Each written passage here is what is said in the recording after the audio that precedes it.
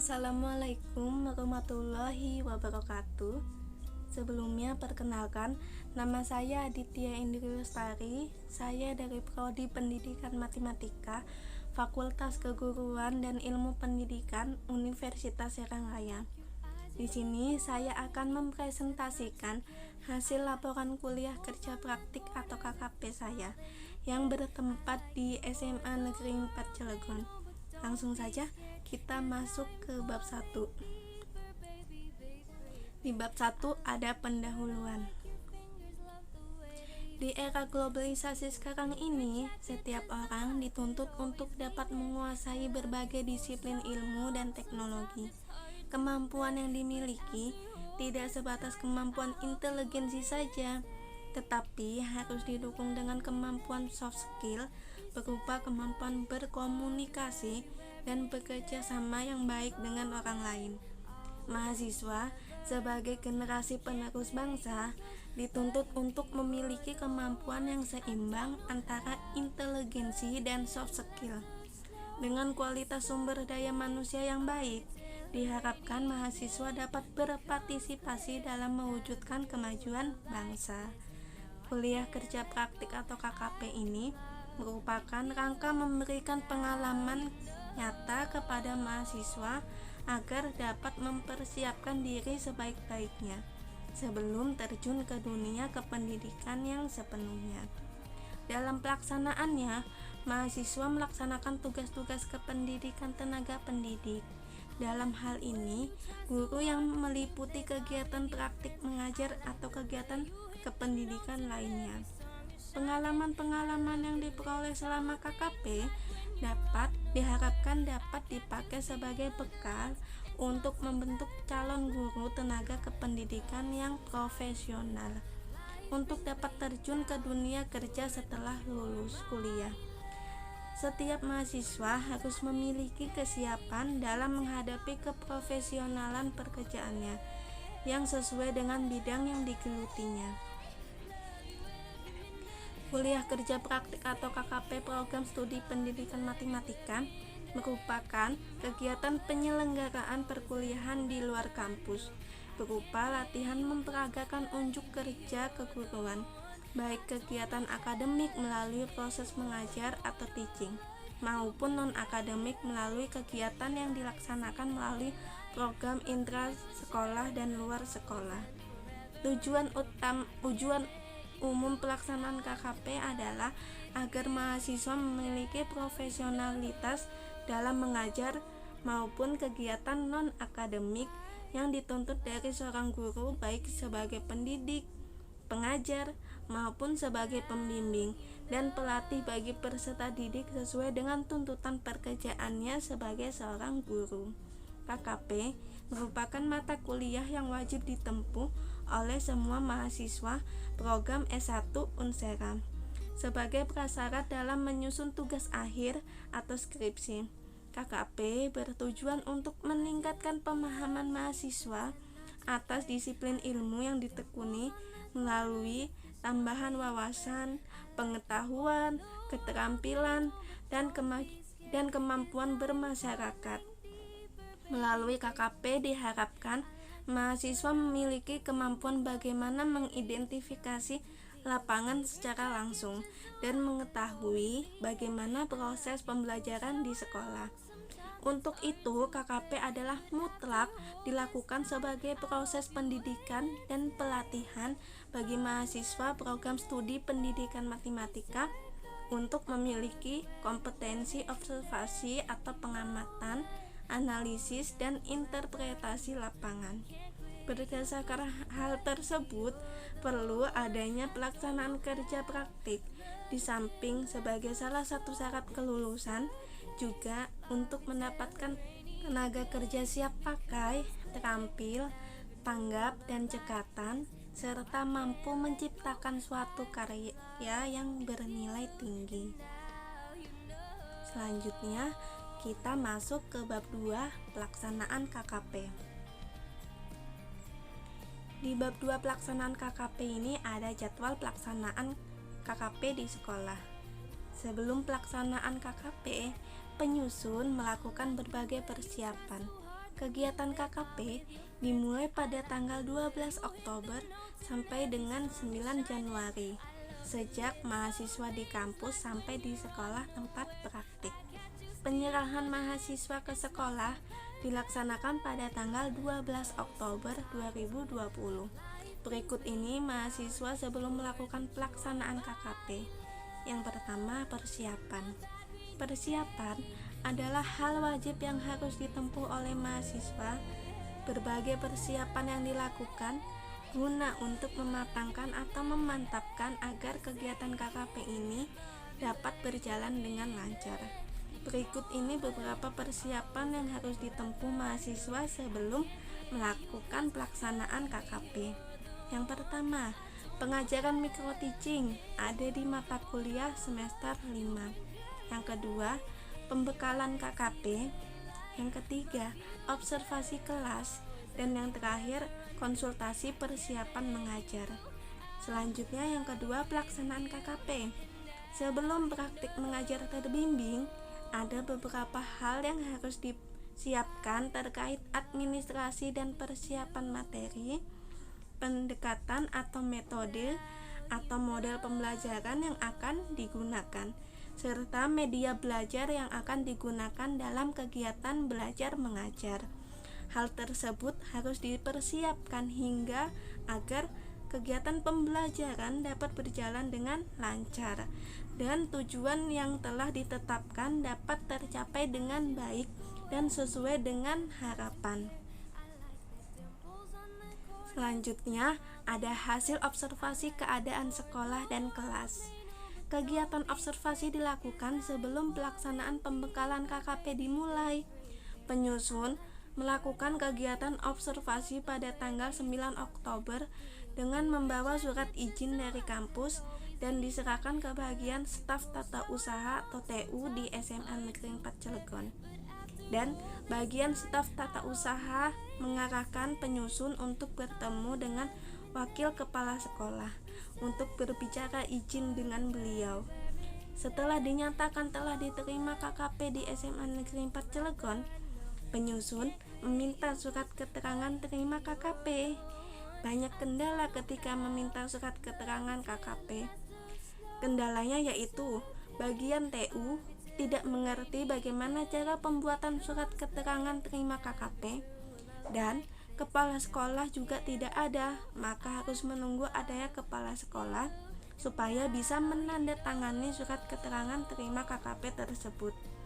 Dengan berbagai usaha dan cara yang dilakukan oleh bagian staf tata usaha agar cepat terlaksananya KKP di SMA Negeri 4 Cilegon, maka surat terima KKP jadi pada tanggal 14 Oktober 2020.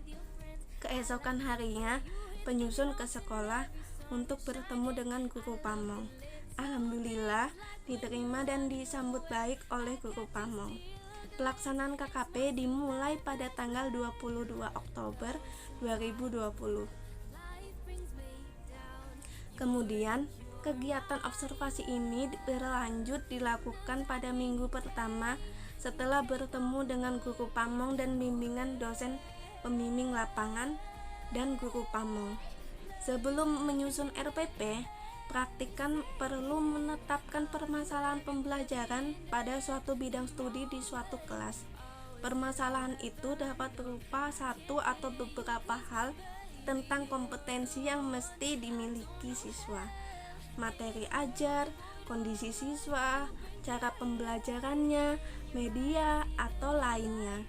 Namun, pada saat pandemi seperti ini, observasi dilakukan hanya secara online atau tidak tatap muka langsung. Berikut ini adalah kegiatan observasi yang dilakukan. Yang pertama, observasi sekolah. Observasi tersebut dimulai pada tanggal 5 Oktober sampai 18 Oktober 2020. Observasi yang dilakukan berupa mengamati kondisi sekolah, perangkat pembelajaran yang digunakan oleh guru dalam kegiatan pembelajaran di kelas, serta kondisi peserta didik. Secara umum, tujuan dilakukan observasi tersebut antara lain Yang pertama, mengenal, mengetahui, dan memperoleh gambaran nyata mengenai kondisi fisik yang ada di SMA Negeri 4 Cilegon sebagai tempat pelaksanaan KKP.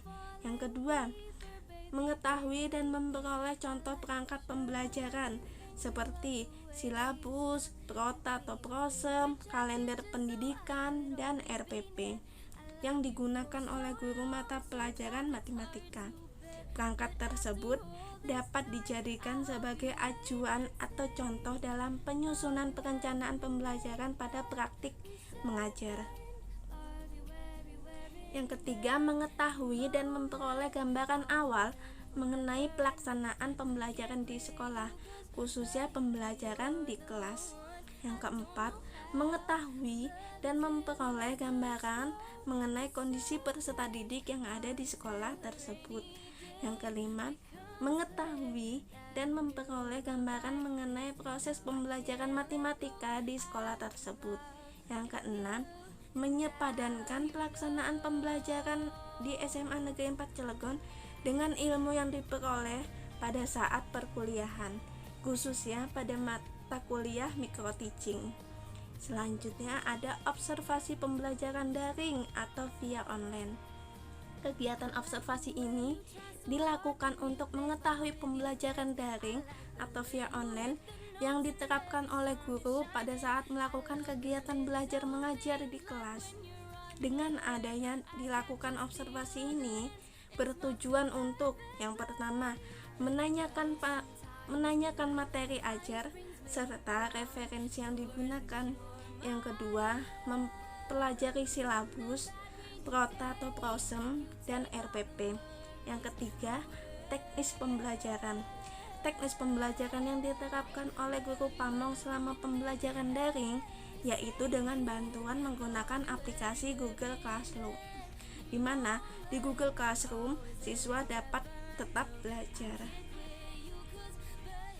Dengan adanya Google Classroom, guru dapat dengan mudah memberikan materi, tugas, dan penilaian. Selama pembelajaran daring ini, guru memberi materi yaitu berupa membagikan video pembelajaran yang ada di YouTube, kemudian membagikannya ke dalam Google Classroom. Sedangkan untuk memberi tugas, guru menyiapkan beberapa soal yang sudah dirancang di Word, kemudian dibagikan ke dalam Google Classroom. Setelah siswa mengumpulkan tugasnya, guru langsung mengoreksi dan memberi nilai. Dengan mempelajari teknis pembelajaran tersebut dapat dijadikan pedoman dan acuan serta motivasi untuk memperbarui teknis pembelajaran. Penyusun setelah melakukan observasi ini ada sedikit perbedaan di bagian memberikan materi. Perbedaannya yaitu penyusun memberikan materi berupa video pembelajaran yang dibuatnya sendiri. Artinya, penyusun membuat video pembelajaran menerangkan materi secara langsung. Selanjutnya ada kegiatan pembelajaran. Dalam praktik kegiatan pembelajaran ini, mahasiswa dituntut untuk bisa mengaplikasikan teori-teori pembelajaran yang dimiliki seperti metode pembelajaran, media pembelajaran, alat dan sumber pembelajaran, dan evaluasi dalam pembelajaran serta keterampilan-keterampilan lainnya. Penyusun melakukan kegiatan praktik mengajar dimulai pada tanggal 22 Oktober sampai dengan 15 Desember 2020. Setiap mahasiswa bertugas untuk mengampu mata pelajaran sesuai dengan jurusan atau kompetensi mengajar masing-masing dan mempunyai kewajiban mengajar minimal 6 kali dalam materi yang berbeda. Berikut ini yang dilakukan mahasiswa sebelum melakukan praktik mengajar. Yang pertama, pembahasan RPP. Yang kedua, implementasi RPP terbagi menjadi beberapa macam, yaitu yang pertama, praktik mengajar terbimbing. Praktik mengajar terbimbing merupakan praktik mengajar yang didampingi oleh guru pembimbing atau guru pamong atau guru mata pelajaran matematika, sehingga praktikan mengajar dengan menggunakan model atau metode serta media belajar yang telah direncanakan harus dibersamai dengan guru pamong. Yang kedua, ada pelaksanaan praktik mengajar terbimbing. Praktik mengajar terbimbing dilaksanakan di SMA Negeri 4 Cilegon, dimulai pada tanggal 22 Oktober sampai dengan 15 Desember 2020. Adapun rincian kegiatannya adalah sebagai berikut. Yang pertama, praktik mengajar terbimbing dilaksanakan pada semua kelas 10 mata pelajaran matematika wajib. Yang mencakup semua kelas 10 matematika wajib ada 7 kelas, yaitu 10 MIPA 1, 10 MIPA 2, 10 MIPA 3, 10 MIPA 4, 10 IPS 1, 10 IPS 2, dan 10 IPS 3. Pada kondisi seperti ini, semua kelas 10 matematika wajib digabungkan dan pembelajaran hanya seminggu 1 kali pertemuan. Yang kedua, praktik mengajar terbimbing dilaksanakan 6 kali pertemuan. Untuk waktu yang digunakan adalah 90 menit atau 2 kali 45 menit. Adapun rincian pelaksanaan praktik mengajar terbimbing adalah sebagai berikut. Yang pertama, praktik mengajar terbimbing pertemuan pertama. Pada pertemuan pertama ini, praktik mengajar terbimbing dengan materi sistem pertidaksamaan dua variabel kuadrat-kuadrat dengan waktu 90 menit. Pada pertemuan pertama ini, pembelajaran melalui video pembelajaran yang sudah dibuatnya sebelumnya oleh praktik. Kemudian di durasi video paling akhir ada latihan soal untuk dikerjakan oleh siswa. Kemudian siswa harus mengumpulkan latihan itu sebagai bukti kehadiran. Yang kedua, praktik mengajar terbimbing pertemuan kedua. Pada pertemuan kedua ini, materi yang digunakan masih berkaitan dengan SPT DIVI kuadrat-kuadrat. Karena pada pertemuan kedua ini hanya melanjutkan pertemuan yang sebelumnya dengan waktu sama 90 menit. Pada materi pertemuan kedua ini yaitu sistem pertidaksamaan dua variabel kuadrat-kuadrat dalam kehidupan sehari-hari. Pada pertemuan ini yang seharusnya materi SPT DIVI kuadrat-kuadrat dalam kehidupan sehari-hari ini ada pada pertemuan pertama. Pembelajaran pada pertemuan ini siswa hanya menonton atau menyimak dari video yang dibagikan oleh praktik. Untuk pengambilan dan kehadiran siswa dapat menyimpulkan kembali dari materi yang video yang sudah ditonton. Yang ketiga, praktik mengajar terbimbing pertemuan ketiga. Pada pertemuan ketiga, praktik mengajar terbimbing dengan materi fungsi, waktunya masih sama 90 menit. Pada pertemuan ketiga ini, pembelajaran menggunakan aplikasi via Zoom. Praktik mengajar terbimbing pertemuan keempat. Pada pertemuan keempat ini, materi yang digunakan masih sama, yaitu masih menyangkut materi fungsi.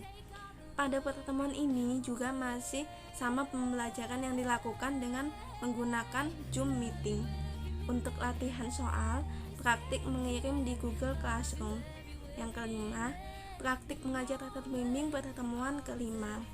Pada pertemuan kelima ini, dilakukan evaluasi hasil belajar. Evaluasi hasil belajar yang digunakan adalah penilaian harian pada bab 3 SPT DIVI. Untuk PH ini, soal yang diberikan berbentuk soal pilihan ganda, 20 butir soal. Media yang digunakan adalah aplikasi Google Form. Yang keenam, praktik mengajar terbimbing pertemuan keenam. Pada pertemuan terakhir ini, praktik mengadakan remedial PH pertemuan kelima. Karena praktik melihat masih banyak nilai siswa yang di bawah kriteria ketuntasan minimal. Untuk soalnya sama seperti pada pertemuan kelima. Sebelum melakukan remedial, praktik memberikan kesempatan untuk belajar terlebih dahulu. Praktik memberikan video pembelajaran yang bisa dipelajari sebelum mengerjakan remedial PH. Selanjutnya, ada hasil refleksi pembelajaran. Hasil refleksi pembelajaran dibagi menjadi dua, yaitu yang pertama hasil praktik mengajar. Hasil yang didapat selama kegiatan KKP di SMA Negeri 4 Cilegon, praktik kan melakukan praktik mengajar terbimbing sebanyak 6 kali pertemuan. Dengan mengikuti pembelajaran saat ini yang diterapkan oleh sekolah, yaitu pembelajaran daring atau pembelajaran via online. Adapun hasil yang diperoleh selama praktikan melakukan praktik mengajar terbimbing adalah sebagai berikut.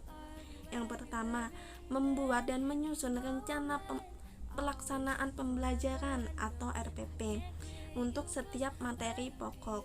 Yang kedua, mengembangkan materi ajar dan media pembelajaran dengan indikator pencapaian kompetensi.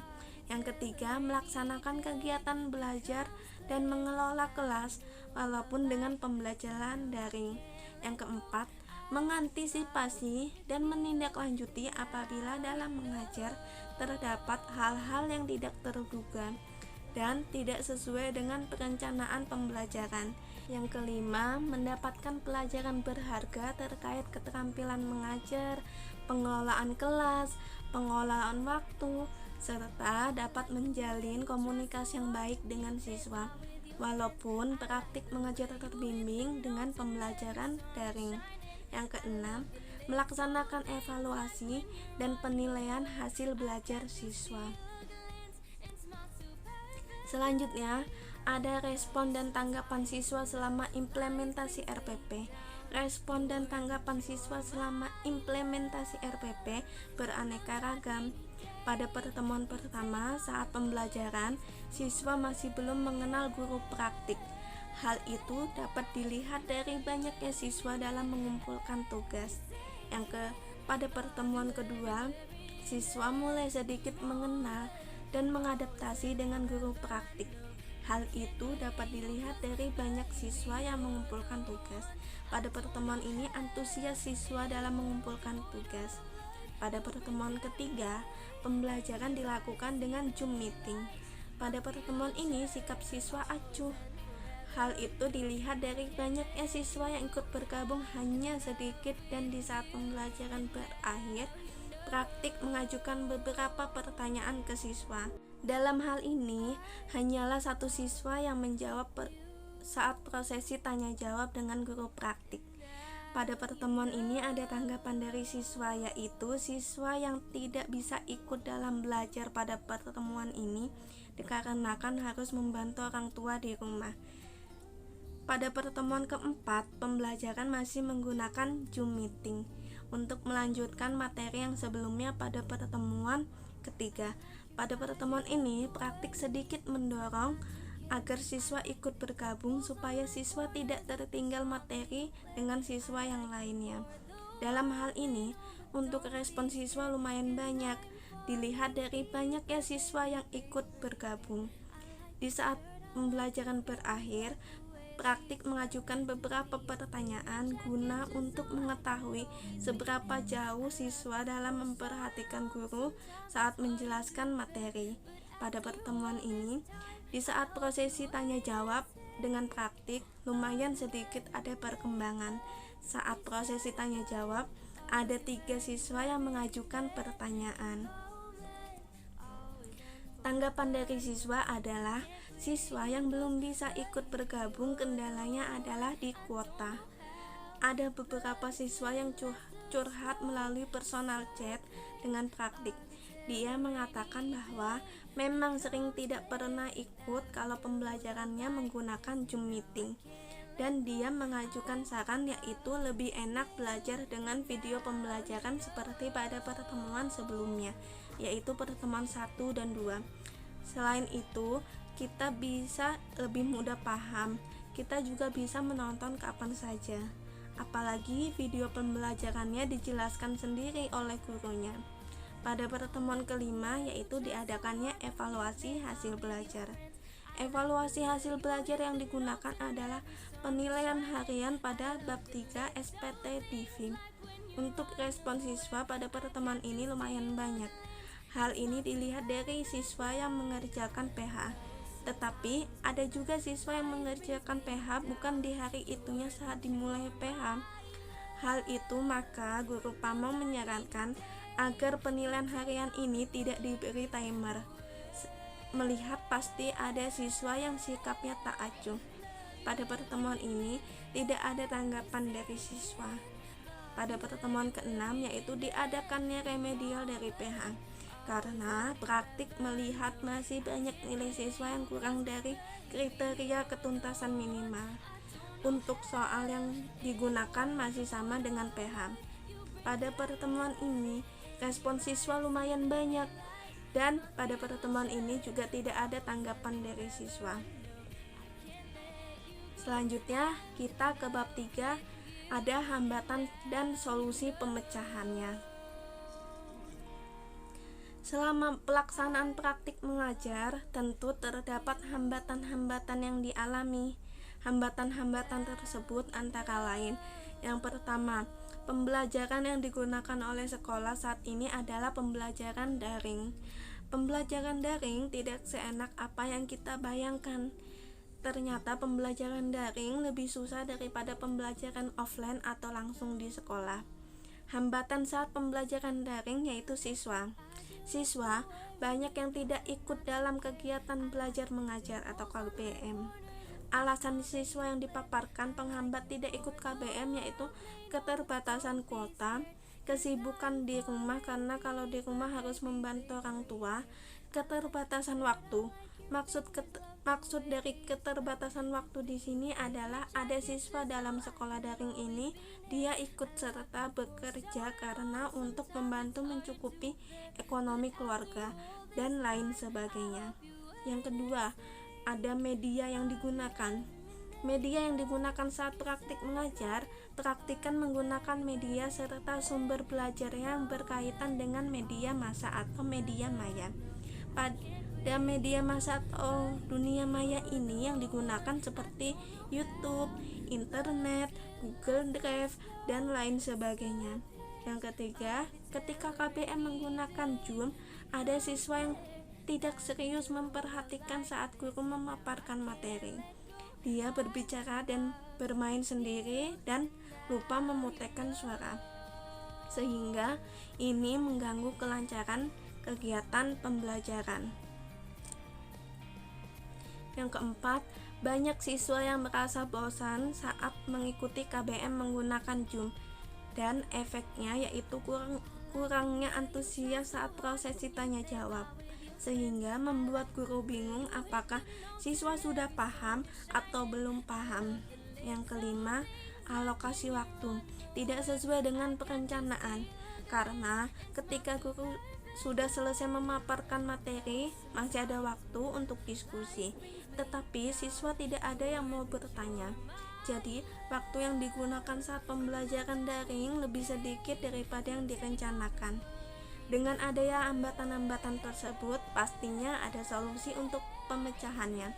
Solusi yang diambil berdasarkan dari hambatan-hambatan tersebut adalah sebagai berikut. Yang pertama, dengan sekolah menetapkan pembelajaran saat ini yaitu pembelajaran daring, mau tidak mau kita harus mengikutinya agar ketuntasan pendidikan. Untuk kegiatan belajar mengajar atau KBM, materi yang diberikan bisa dalam bentuk PowerPoint untuk dikirim melalui WhatsApp group, agar siswa sewaktu-waktu bisa mempelajarinya tanpa menggunakan data internet atau kuota. Yang kedua, di media yang digunakan yaitu media massa seperti YouTube. Di situ guru membuat video pembelajaran agar bisa menonton kapanpun, dimanapun materi setiap pertemuannya, dan agar siswa jadi lebih paham. Apalagi kondisi seperti saat ini, sekolah menetapkan pembelajaran daring yang membuat siswa jadi kurang mengerti materi. Video pembelajaran sangat membantu bagi siswa untuk belajar. Tetapi kembali lagi ke poin yang pertama, yaitu keterbatasan kuota. Jadi, jalan alternatif yang guru lakukan adalah membuat materi ke dalam bentuk PowerPoint. Yang ketiga, untuk hambatan poin 3 sampai poin 5, memang negeri ini belum siap dalam pembelajaran daring atau pembelajaran via online. Karena hal yang pertama adalah faktor keluarga. keluarga di sini artinya belum mengerti dengan adanya sistem pembelajaran daring. Ia mengira sekolah jadi bebas, tidak ada tugas-tugas seperti pada sekolah umumnya yang offline. Jadi anaknya kurang diperhatikan atau dibiarkan begitu saja. Yang kedua, faktor lingkungan. Faktor lingkungan yang dimaksud adalah teman sebayanya atau lingkungannya. Faktor lingkungan ini juga yang menjadi penghambat anak yang masih bergelut dengan pendidikan. Ia mengira bahwa sekolah daring ini libur atau bebas. Jadi, banyak siswa yang lebih mementingkan liburan daripada sekolahnya. Dalam hal ini, jalan alternatif yang guru lakukan adalah memberikan materi dalam bentuk PowerPoint agar siswa dapat mempelajarinya kapanpun dan dimanapun. Bab 4. Penutup. Di bab 4 pasti ada kesimpulan dan saran. Di kesimpulannya yaitu yang pertama, KKP dapat terlaksana dengan baik dan tidak ada hambatan yang berarti berkat bantuan dan dukungan dari DPL, Kepala Sekolah SMA Negeri 4 Cilegon, Koordinator KKP SMA Negeri 4 Cilegon, guru pamong, karyawan, serta siswa SMA Negeri 4 Cilegon. Yang kedua, melalui kegiatan KKP, praktikan memperoleh banyak pengalaman yang berharga, di antaranya pengalaman mengajar seperti kondisi saat ini, yaitu pembelajaran daring, dan peserta didik yang memiliki berbagai macam karakter dan keunikan, menambah pemahaman mengenai proses pendidikan pembelajaran di sekolah, memperoleh pengalaman tentang cara berpikir dan bekerja secara interdisipliner, serta menjalin komunikasi dengan guru, siswa, karyawan, dan rekan mahasiswa KKP. Yang ketiga, sebagai calon pendidik, praktikan menyadari bahwa guru harus bisa menjadi teladan bagi siswa karena tindak tanduk guru akan ditiru oleh siswa. Selain itu, pengelolaan kelas dan pengelolaan waktu ketika mengajar sangatlah penting agar tujuan pembelajaran tercapai dengan perencanaan pembelajaran yang telah disusun dan tepat waktu. Kemudian disaran dari kegiatan kuliah kerja praktik yang dilaksanakan di SMA Negeri 4 Cilegon, ada beberapa saran yang dapat diambil agar kegiatan KKP yang akan datang terlaksana dengan kualitas yang lebih baik. Berikut ini saran untuk kemajuan pelaksanaan KKP adalah sebagai berikut. Yang pertama, bagi mahasiswa. Mahasiswa harus mampu untuk menggunakan berbagai macam metode pembelajaran yang membuat siswa mudah memahami apa yang mahasiswa sampaikan. Yang kedua, mahasiswa harus mampu memanfaatkan segala fasilitas dan teknologi yang ada untuk membuat beberapa variasi media pembelajaran. Yang kedua, bagi sekolah SMA Negeri 4 Cilegon, yang pertama, agar memanfaatkan fasilitas yang ada di sekolah untuk menunjang berlangsungnya proses pembelajaran yang menarik dan menyenangkan. Yang kedua, pihak sekolah sebaiknya menambah jumlah buku yang mendukung proses pembelajaran. Yang ketiga, untuk guru-guru harus mampu atau mengikuti zaman canggih, yaitu dengan berkembang pesatnya teknologi saat ini, guru harus mampu memanfaatkan teknologi. Selanjutnya, di lampiran-lampiran. Ini ada beberapa daftar lampiran. Yang pertama, surat pernyataan diterima KKP di sekolah. Yang kedua, ada jadwal kegiatan KKP. Yang ketiga, RPP. Yang keempat, bahan ajar. Yang kelima, rekap nilai siswa. Yang keenam, refleksi setelah diimplementasikan. Yang ketujuh, hasil diskusi RPP dan hasil diskusi refleksi. Yang kedelapan, ada dokumentasi. Yang kesembilan, surat pernyataan selesai KKP. Yang kesepuluh, format penilaian RPP diisi oleh guru pamong dan DPR. Yang ke-11, format penilaian pelaksanaan pembelajaran diisi oleh guru pamong dan DPL. Yang ke-12, format penilaian ujian KKP. Yang ke-13, format penilaian akhir KKP. Ini jadwal kegiatan KKP. Hari Jumat tanggal 9 Oktober, nama kegiatannya pemberian surat izin pelaksanaan KKP. Tempatnya di SMA Negeri 4 Cilegon. Yang kedua, hari Sabtu tanggal 10 Oktober 2020, nama kegiatannya pembekalan KKP. Tempatnya di rumah masing-masing. Pembekalan ini dilakukan melalui via Zoom meeting. Yang ketiga, Rabu tanggal 14 Oktober, nama kegiatannya mengambil surat keterangan terima KKP. Tempatnya di SMA Negeri 4 Cilegon. Yang keempat, Kamis tanggal 15 Oktober 2020. Nama kegiatannya bertemu dengan guru pamong. Tempatnya di SMA Negeri 4 Cilegon. Yang kelima, Kamis tanggal 22 Oktober. Nama kegiatannya praktik mengajar terbimbing pertemuan pertama. Tempatnya di SMA Negeri 4 Cilegon.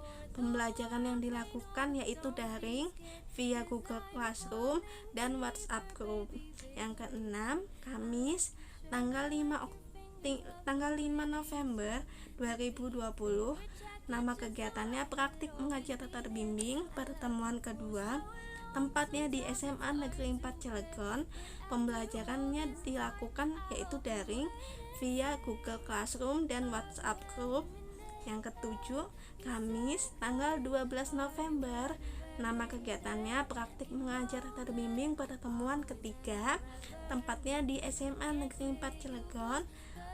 Pembelajaran yang dilakukan yaitu daring via Zoom meeting, Google Classroom dan WhatsApp Group. Yang kedelapan, Kamis tanggal 19 November, praktik mengajar terbimbing pada pertemuan keempat. Tempatnya di SMA Negeri 4 Cilegon. Pembelajaran yang dilakukan yaitu daring via Zoom meeting dan Google Classroom dan WhatsApp Group.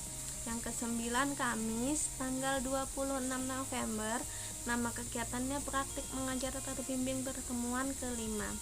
Tempatnya di SMA Negeri 4 Cilegon.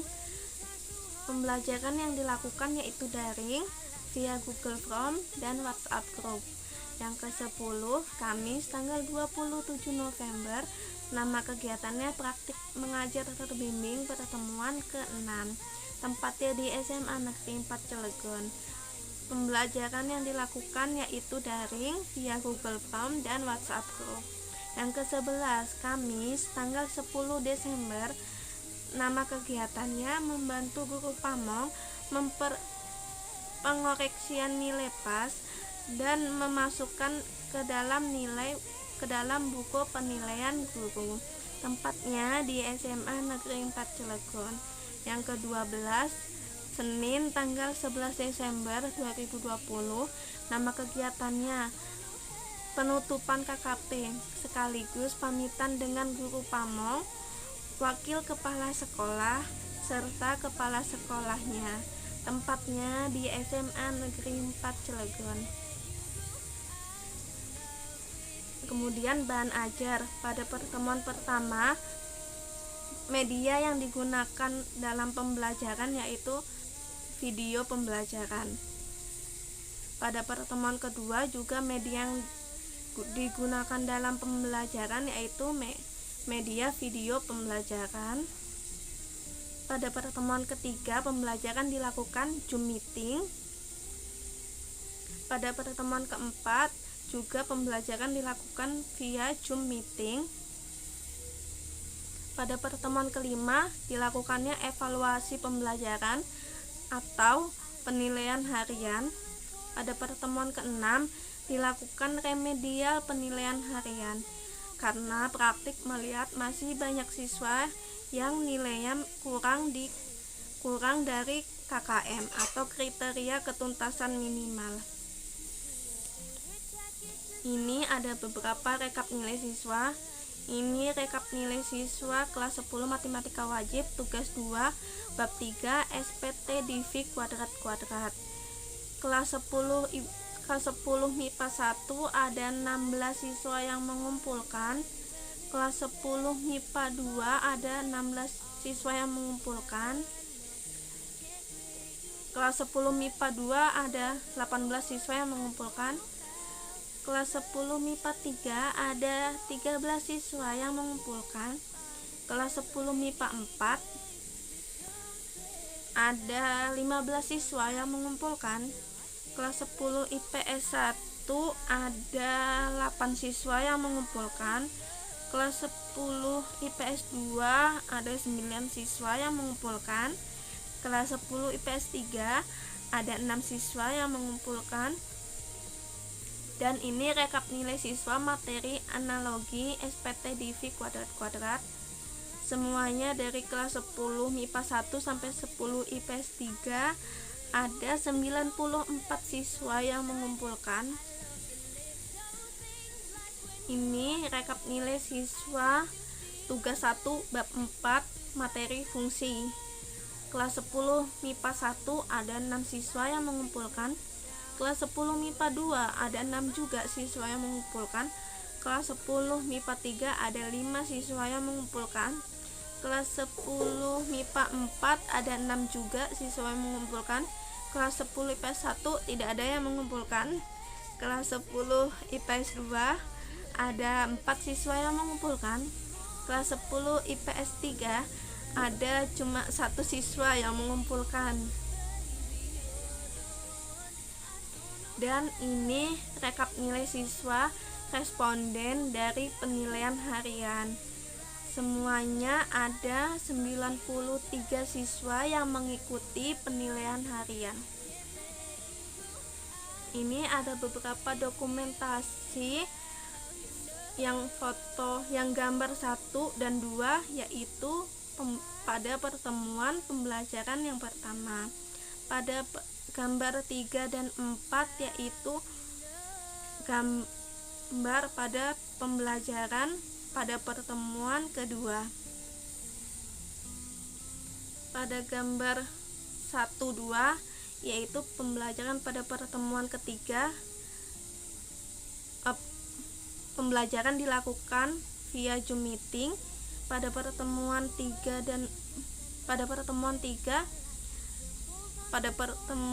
gambar yang ketiga ini pembelajaran pada pertemuan keempat juga Zoom meeting.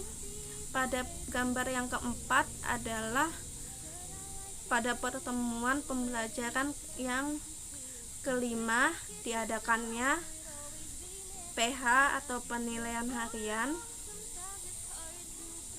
Yang ketiga dan gambar yang pertama adalah pembelajaran pada pertemuan kelima, pembelajaran evaluasi hasil belajar atau penilaian harian.